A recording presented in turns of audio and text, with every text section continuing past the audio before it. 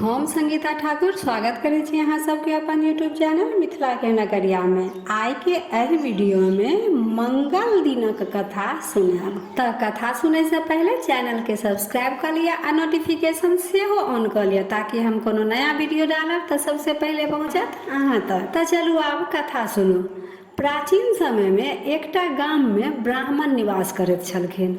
ओ ब्राह्मण के पुत्र नहीं छलन, जाहिसँ ब्राह्मण आ हुनकर पत्नी अत्यंत दुखी भ आ निराश भ अपन रहैत छलीह। एक दिन ब्राह्मण हनुमान जी के पूजा करे लेल वन में चलि गेलखिन आ हनुमान जी के ध्यान करऽ लगला। आ हुनकर पत्नी घर में मंगल दिन का जे भोजन बनबै छलखिन तऽ पहले हनुमान जी के भोग लगेला के बाद ओ स्वयं भोजन करै छलखिन। एक दिन कोनो काम से ब्राह्मण के पत्नी भोजन नहीं बना सकलखिन आ नहीं ओ हनुमान जी के भोग लगा सकलखिन, जाहिसँ ओ प्रण केलखिन जे जाबे तक हनुमान जी के आब हम भोजन मंगल दिन नहीं लगायब ताबे तक हम भोजन नहीं बनायब आ नहीं भोजन करब।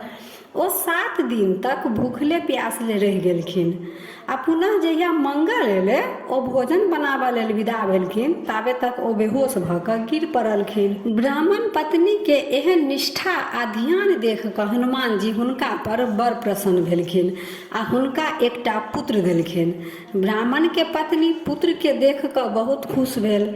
जब किछु दिन बाद ब्राह्मण जंगल से लौट कऽ एलखिन आ ओ बालक के देखलखिन तऽ कहलखिन ई बालक के अछि। ब्राह्मणी कहलखिन हनुमान जी हमरा पर प्रसन्न भऽ कऽ ई बालक हमरा पुत्र रूप में देलखिन। ब्राह्मण के अपन पत्नी पर विश्वास नहीं भेल। ओ राति के समय में ओ बालक के कुआं में कऽ फेंक एलखिन। भिनसर जखन भेलै तऽ ब्राह्मण के पत्नी उठलखिन तऽ अपन पुत्र के खोज रहल छलखिन, बहुत चिंतित भऽ गेलखिन आ ओ अपन पति से प्रश्न केलखिन जे मंगल के कतौ देखलहुँ। ब्राह्मण किछु जवाब नहीं देलखिन। ब्राह्मण तऽ बुझलखिन जे हम तऽ हुनका कुआं में कऽ फेंक एलहुँ, ओ तऽ आब जीवित हैत नहि, तऽ हुनका लग तऽ कोनो जवाब नहीं रहे तऽ ओ कोनो जवाब नहीं देलखिन। ब्राह्मणी अपन पुत्र के खूब नाम लऽ कऽ शोर करऽ लगल, मंगल मंगल खूब आवाज दिए लगलखिन। ओतबे में मंगल घर आबि कहलखिन जे माँ हम एतऽ छी। मंगल के देख कऽ ब्राह्मण के पत्नी बहुत खुश भेलखिन आ ब्राह्मण के खूब आश्चर्य लागि गेलन जे हम तऽ एकरा कुआं में फेंक आयल छली, ई जीवित केना भऽ गेल। भरि दिन ओ आश्चर्यचकित रहलखिन। राति में जखन सब सुतल रहे तब ब्राह्मण के सपना में हनुमान जी आबि कऽ कहलखिन जे हम अहाँ के ई पुत्र देलहुँ, अहाँ अपन पत्नी पर विश्वास राखू। हम अहाँ सबके भक्ति से प्रसन्न भऽ कऽ अहाँ सबके पुत्र देलहुँ।